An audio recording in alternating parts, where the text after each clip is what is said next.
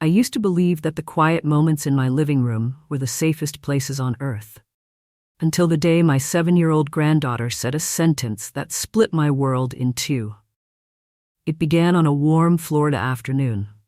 I was folding Emma's pink t-shirt on the sofa while she chatted with her cousin through her little tablet. I wasn't paying much attention. Children talk about everything and nothing at the same time. Until I heard her say it so casually, so brightly, as if she were describing the weather. When Mom isn't here, Grandma sits next to Dad. My hands froze midair. The t-shirt slipped from my fingers and fell onto the floor. For a second, I thought I misheard, but Emma repeated it because her cousin didn't catch it the first time. Yeah. Grandma sits right next to him. She holds his hand sometimes. My heart jolted. I felt something warm turn cold inside my chest. Before I could react, I sensed movement behind me, the soft rustle of someone stepping out of the kitchen. Jenna. She wiped her hands on a towel, but her eyes didn't blink. Emma kept talking, oblivious. Grandma says nice stories so Dad doesn't feel scared. Jenna's jaw tightened just a little, barely noticeable, but I saw it. I always saw the quiet things. I tried to smile, tried to act normal. Sweetheart, let's turn your tablet down a bit, okay? My voice shook in ways I hoped she wouldn't notice. Jenna didn't speak. She just stood there, her gaze moving from Emma to me, then to the hallway leading to David's room. It lasted only a second, but it felt like someone closed a door on the breeze. The sound of her phone buzzed. She walked away slowly, answering it in a low voice. Yes, she's still here. No, I didn't say anything yet. I will. My stomach nodded. Emma jumped off the sofa and grabbed her plush cow. Grandma, can I show her my cow? She loves cows. Her little excitement pulled me back to earth, and I bent down to tie the bow on the toy's tail. Of course, honey, I whispered, trying to steady my breath. When I stood up, Jenna was leaning against the counter, arms crossed, watching me with a strange mixture of politeness and something sharper underneath. Margaret, she said softly, we need to talk. Not now, later. I nodded, though I had no idea what I was agreeing to. Dinner that night was quieter than usual. Even Emma noticed and asked if the Wi-Fi was broken because everyone's faces look weird. She made me laugh for half a second, bless her, but I could barely swallow a bite. After dishes were washed, I passed by the hallway. Jenna was in the dark, still on the phone. Yes, she murmured. She sits by him, too close. You understand what that means. The last thing I heard before she hung up chilled my spine. She won't cross that line again, I'll make sure of it. And suddenly, that warm Florida home didn't feel like home at all. Before everything fell apart, my son used to fill a room just by walking into it. David had this easy laugh, deep and warm, the kind that made you feel like the sun had suddenly come through the window. He worked maintenance over at Disney World, fixing things people never noticed. He always said it made him feel useful. Back then, Jenna was different too. Or maybe I was blind. She was cheerful, responsive, a little impulsive but charming in the way young people often are. When they told me they wanted to buy a small house near Orlando, I cried out of happiness.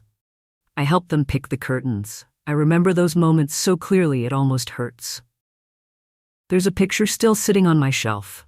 David behind the wheel of his old Toyota Camry, Emma on his lap pretending to drive, Jenna laughing in the passenger seat. That was the Florida vacation when we drove all the way down to Naples. The air smelled like salt and sunscreen. Honestly, it feels like a lifetime ago. But every chapter has an ending you don't see coming. The night David had the stroke, I was baking chocolate muffins because Emma loved them warm. I still remember the exact moment the phone rang, Jenna's voice trembling, the sounds of sirens behind her. Margaret? It's David. Something's wrong. The bowl slipped out of my hands and batter splattered across the floor. I didn't even notice. I grabbed my purse, my keys, and ran out without shoes. Halfway down the driveway, I realized and had to run back inside for them, which would have been funny if terror weren't squeezing my lungs. When I reached the hospital, Jenna was a mess. Hair tangled, mascara streaked. She collapsed into my arms, sobbing. He couldn't move. He just leaned against the steering wheel. They had to break the window. I held her, even as something sharp inside me whispered that she had been different lately. Distant, irritated with David more than usual. But moments like that strip away every suspicion. All I wanted was for my son to live.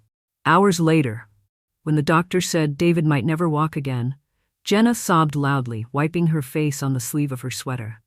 I cried quietly beside her, holding her back as she trembled. I thought we were a team. I thought pain made families closer.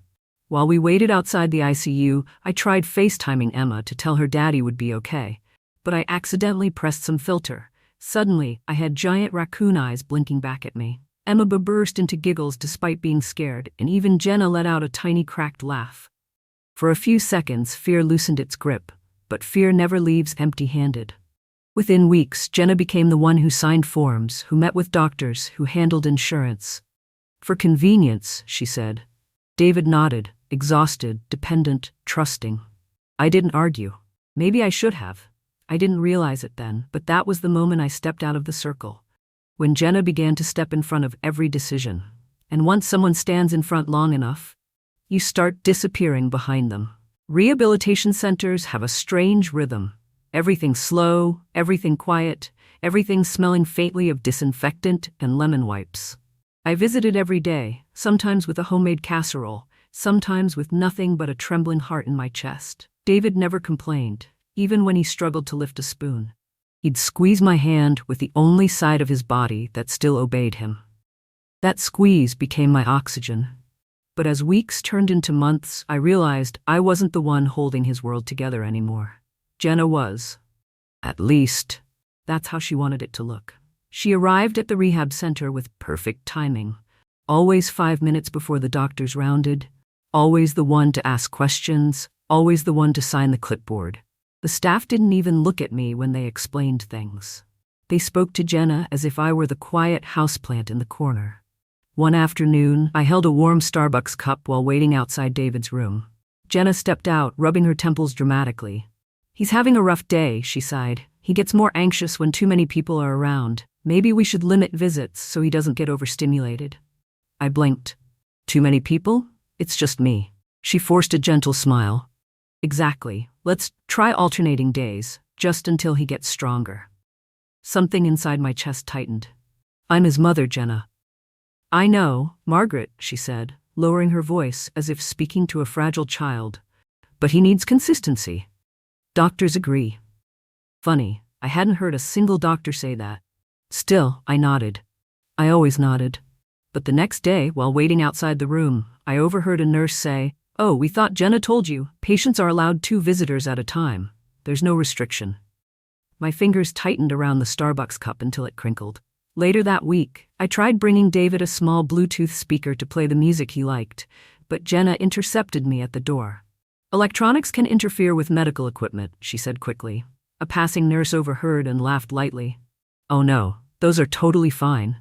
Jenna froze for half a second, just a flicker, and then smiled again. Well, I just don't want his room cluttered.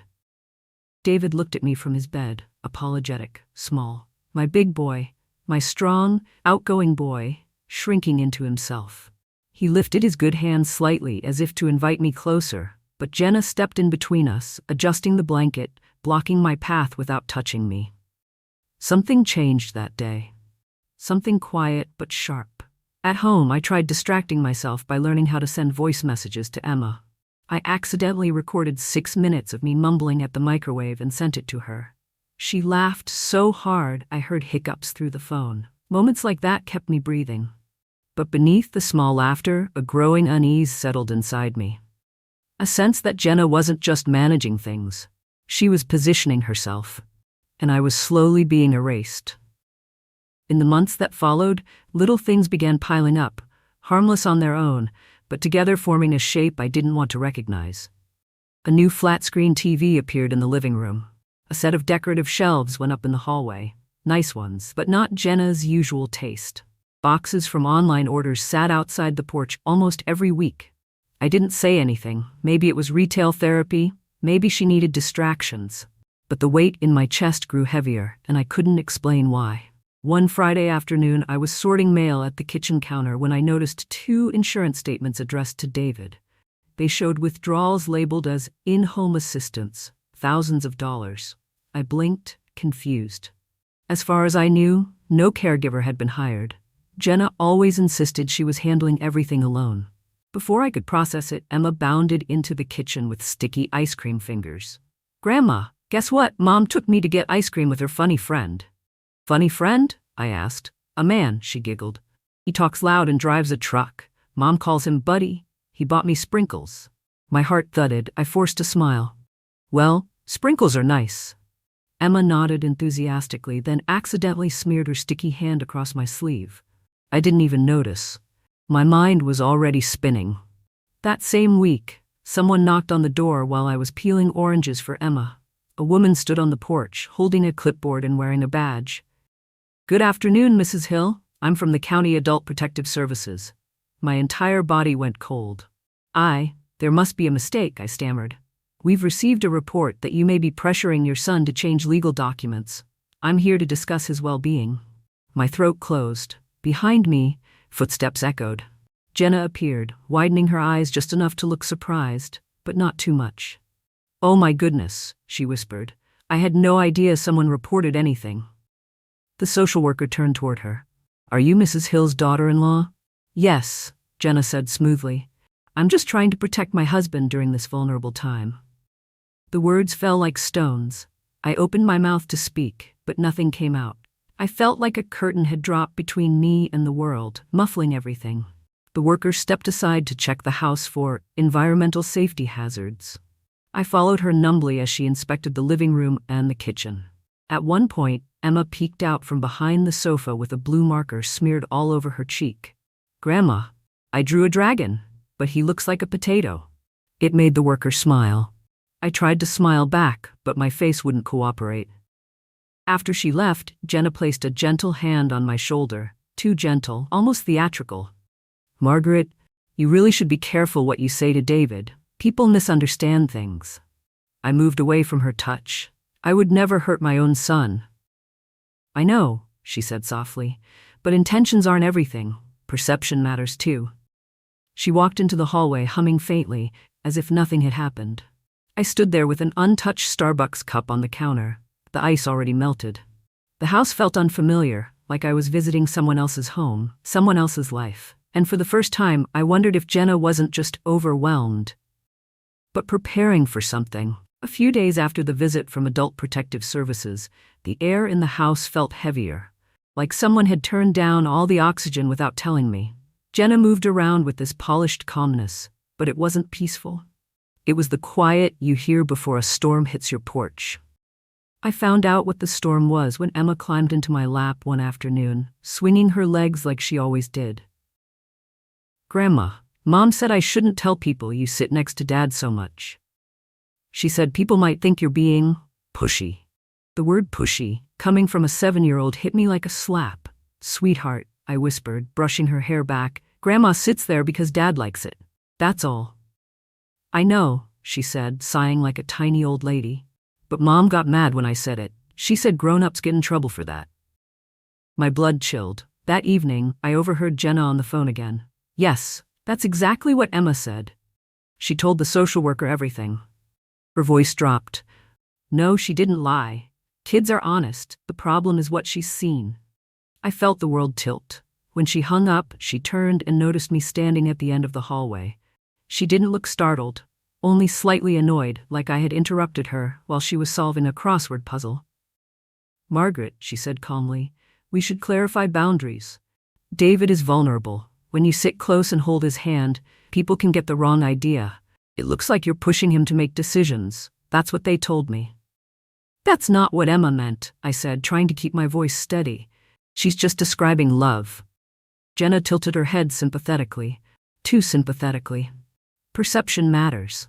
If a child notices that you're always by his side, imagine what an investigator might think." I felt physically sick. The room seemed to shrink. Later that afternoon, I stepped outside for fresh air. The Florida heat pressed against my skin as I walked to the mailbox. I was wiping my eyes with a crumpled napkin when Mr. Ben, my 70-year-old neighbor, hollered from across the yard. "Maggie, you okay?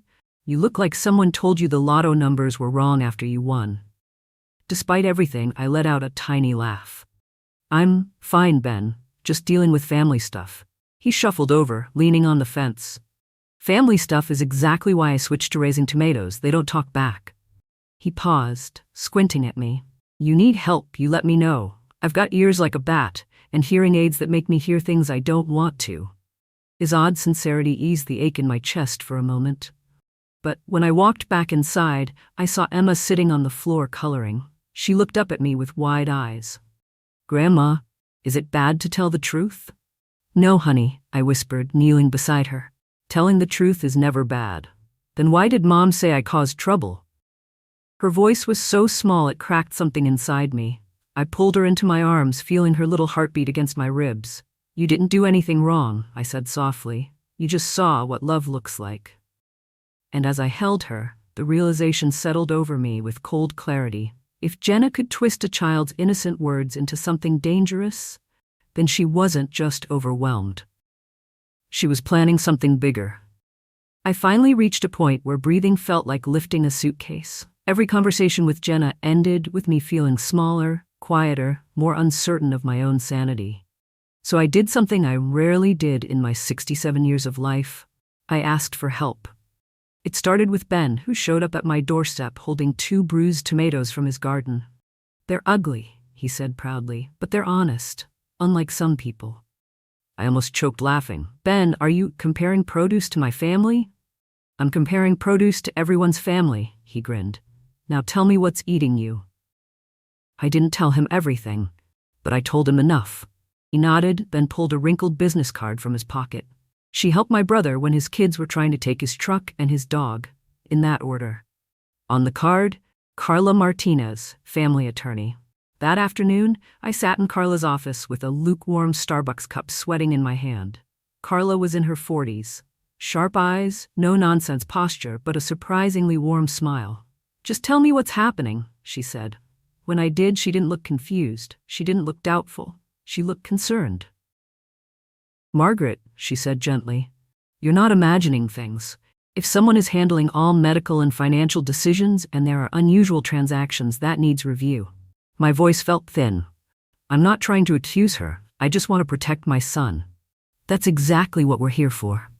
For the first time in months, I felt a tiny thread of strength weaving its way back into me. A few days later at the rehab center, I ran into Olivia, the young nurse with curly hair who always greeted David with such kindness. She looked around before speaking. Mrs. Hill, I probably shouldn't say this, but Jenna signed off on several withdrawals from David's insurance. She said it was for home assistance, but I've never seen any caregiver visit. Her eyebrows knitted together. Has someone been helping at home? No, I whispered. She hesitated, then added, also, Jenna asked me if there was a way to move David to a different facility, something out of county. My heart plummeted. Why? She said it would be more convenient for her schedule. Olivia bit her lip. But he's stable here.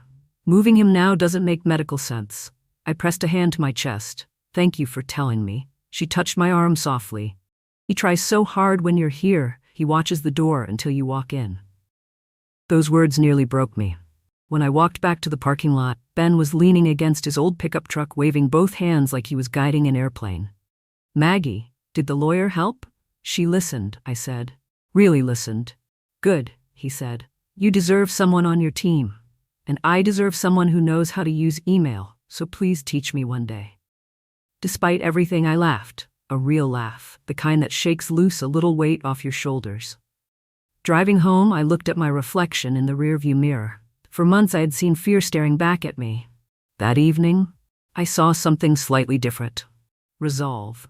And for the first time since David collapsed in that Toyota Camry, I whispered to myself, I'm not going to disappear. Not this time. The next few weeks felt like living inside a slow-moving earthquake. Everything looked the same on the surface, but underneath, the ground was shifting, cracking, rearranging itself. And then I found the email. It was a crumpled printout in the kitchen trash can, half covered by a paper plate. I didn't mean to see it. I was just tossing out coffee grounds when a line of bold letters caught my eye. Quick cash offer for your home. Same week closing. The address listed was our house. The contact name? Jenna Hill. My breath left me in one sharp exhale. I gripped the edge of the counter until the room steadied. That evening, Jenna came home looking strangely cheerful. She opened the fridge and pulled out sparkling water. "We need to talk," she said, tapping the can thoughtfully. "I've been doing research. This house is too old, too expensive to maintain. The wiring is outdated, the yard is a mess, and with everything going on, it just isn't practical anymore." My voice barely formed words. "What are you saying?" She shrugged lightly. "I'm saying we should sell. I found a buyer who can move quickly. We can use the funds to place David in a better facility, one with more privacy. Something upstate." "Upstate. Hours away. Impossible for me to visit daily." "That makes no sense," I whispered. "He's stable here." She turned, smiling sympathetically. "He'll adjust. You know how quiet he is now. He won't notice the distance." That sentence sliced me so cleanly I didn't bleed until later. Before I could answer, Emma skipped into the room, holding my iPhone upside down. "Grandma, I tried taking a picture of my Lego tower, but the phone blinked at me and made a weird noise. I think it burped." She pressed the button again and accidentally turned on the flashlight, blinding all three of us. She shrieked with laughter. I laughed too, because sometimes life throws a tiny rope to keep you from drowning. But when the flashlight clicked off, the house felt darker than before. After dinner, I stepped onto the porch to breathe. The humid Florida night wrapped around me like a heavy coat. I replayed everything: the email, the financial withdrawals, the fake boundaries, the social worker visit. My thoughts swirled like a storm until I heard a car engine and saw the reflection of headlights across the yard. Ben rolled down his window and waved a bag at me. "Homemade brownies." Well, store-bought, but I opened the box myself. His kindness hit me unexpectedly hard. "Thanks, Ben. I needed something sweet." He studied me from inside the truck. "You look like someone's taking their house apart brick by brick." I swallowed. "Maybe they are." Ben leaned closer. "Maggie, if someone's trying to move your son or force you out, that's not family drama. That's war. And you don't go to war alone." His words sank into me like anchors, steadying, solid. The next morning, as I stood in the kitchen staring at the printout again, a realization spread through me with a slow, fierce certainty. Jenna wasn't just overwhelmed. She wasn't just controlling. She was preparing to take everything: my son, my home, my place in Emma's life. And I couldn't let that happen. Not quietly. Not anymore. The courthouse smelled like old paperwork and cold air conditioning. Two things that never belong together but somehow always end up in the same room. I sat on the wooden bench with Emma beside me, her little fingers tangled tightly in mine. She swung her legs nervously. "Grandma," she whispered, "are we in trouble?" "No, sweetheart," I murmured. "We're here to tell the truth." She nodded, but her eyes stayed wide and uncertain. Inside the courtroom, Jenna sat at the opposite table, perfectly composed, hair smoothed, blouse crisp. She looked like someone auditioning for the role of devoted wife. If I didn't know better, I might have believed her too. When the hearing started, Jenna spoke first. Her voice shook at all the right places. "I've been caring for my husband alone for over a year," she began. "I love him. I've sacrificed my health, my time, my career, and I'm worried that Margaret doesn't respect boundaries. She sits too close to David, pressures him, whispers things. Our daughter even told the social worker she sees it all the time." She dabbed her eyes with a tissue. The judge nodded sympathetically. My mouth went dry. Carla stood. "Your Honor, with all due respect, being affectionate with one's own son is not a crime, and we have evidence that Jenna has been withdrawing substantial sums from David's insurance without hiring any in-home caregivers." A quiet ripple moved through the room. Jenna stiffened. "I use those funds for the house, repairs, emergencies." Carla placed the printouts onto the judge's desk. There were no repairs, but she did put a deposit on another apartment. Jenna's lips tightened. Then Olivia stepped forward. She looked nervous, but her voice was steady. "I work at the rehab center. I've never seen any hired caregiver visit the home. Also, moving David to another facility would not be medically beneficial." The judge raised an eyebrow. "Is that your professional opinion?" "Yes," Olivia said firmly. I felt hope stir inside my chest like a small, trembling bird. Then Ben was called. He marched up, cleared his throat dramatically, and adjusted his hearing aid so loudly the sound echoed like a tiny explosion. Even the judge jumped. Emma stifled a giggle. "Sorry about that," Ben muttered. "These things pick up everything except what I actually want to hear." A few people smiled despite themselves. Ben continued, "I've seen Margaret every day. She's the kind of woman who waters her plants even when it rains. She wouldn't hurt anyone. But I've also seen Jenna leave the house for hours at a time, and I've heard conversations, not good ones." Jenna glared at him, but he didn't flinch. Finally, the judge asked, "Where is Mr. Hill today?" 2 orderlies pushed David into the room in his wheelchair. His face was pale, tired. But when he saw me, something flickered in his eyes. Recognition, warmth, a spark. The judge approached him gently. "Mr. Hill, do you feel pressured by your mother?" David's good hand trembled, slowly rising, not toward Jenna, toward me. He reached out, barely, weakly, but it was enough. I stood, walking to him, taking his hand carefully. "I'm right here, sweetheart," I whispered. A tear slid down the judge's cheek. Even she wasn't immune to the weight of it. Emma ran up and hugged David's leg. "Daddy misses Grandma," she whispered loudly, too loudly, but it made a few people smile. Standing there beside him, his hand in mine, I felt everything at once. Fear, grief, love, hope, all tangled together. And for the first time in months, I didn't feel invisible. When David's hand rested in mine, something in the courtroom shifted, as if the entire room finally saw what had been true all along. A mother and her son. Not manipulation, not pressure. Just love clinging on in the middle of chaos. The judge cleared her throat, visibly shaken. "Thank you, Mr. Hill," she said gently. "You've made your perspective very clear." Jenna's face drained. She tried to stand but stumbled back into her chair. Her voice cracked. He's confused. He doesn't know what he's doing. He can't." The judge lifted a hand. "That's enough." Carla remained calm, hands clasped neatly, watching Jenna unravel. After reviewing testimony, financial records, and first-hand accounts, the judge said, "I am issuing a temporary suspension of Mrs. Jenna Hill's sole decision-making authority." I felt Emma grip my arm in excitement. "Grandma, she means you get to help Dad, right?" "Yes, sweetheart," I whispered, my voice breaking. The judge continued, "This court finds significant inconsistencies in the use of insurance funds. All transactions by Mrs. Hill will be frozen pending investigation." Jenna shot up from her seat. "This is absurd. I sacrificed everything. Margaret is trying to ruin my life." Ben muttered loudly from the back. "Looks like you didn't need her help for that." A few people coughed to hide their laughs. Even the judge's lips twitched. Jenna swung toward me, tears streaming. "You don't understand what it's like. I can't do this alone. I was drowning." Something in her voice wasn't entirely false. Pain lived there too, but it didn't excuse the lies. It didn't excuse taking advantage of a man who couldn't defend himself. Carla rose. "Your Honor, we request that the home not be sold without court approval, and that Mr. Hill remain in the current facility where he is stable."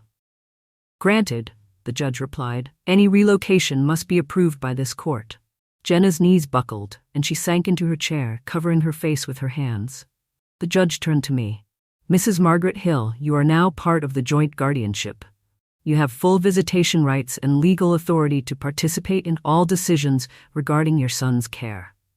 I nodded slowly, feeling the words wash over me like warm rain. "Thank you," I whispered. Court adjourned. David was wheeled out, and I bent down, brushing a strand of hair from his forehead. "I'm here," I whispered. "I'm not going anywhere." Emma squeezed his good hand. "Daddy, Grandma's like a superhero, but without the cape because she said capes make people trip." David made a soft sound, almost a laugh, half caught in his throat. Carla approached. "We'll get all the paperwork started today," she said. "This doesn't end here, but you're no longer fighting alone." Ben waved from the hallway, holding a Starbucks cup like a victory flag. "I figured you two might need caffeine and sugar. That's how I got through my second divorce."